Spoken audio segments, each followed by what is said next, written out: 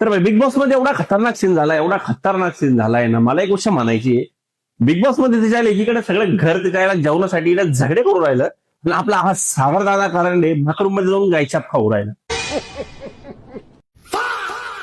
अनुश्री काय म्हणताय? एक सुपारी द्यायची होती. द्या की.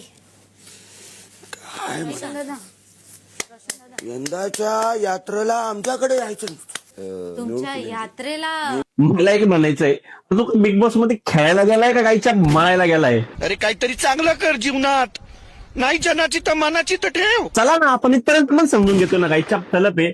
ऊन वारा पाऊस आणि गायछाप माणसाच्या जीवनाला आवश्यक गोष्ट आहे. पण मला एक म्हणायचंय, तुम्ही त्या राधा पाटीलच्या कावर भावनांशी खेळताय? ती बिचारी गायछाप मागायला आली आणि तिला सांगताय का हा बघ सुपारी आहे? मानधनाच्या गोष्टी. यात्रेला एक सुपारी द्यायची होती. अहो पण कुठल्या गावात द्यायची सुपारी? साताराला या. येतो काय मानधन. ए 2 चपात्या दे.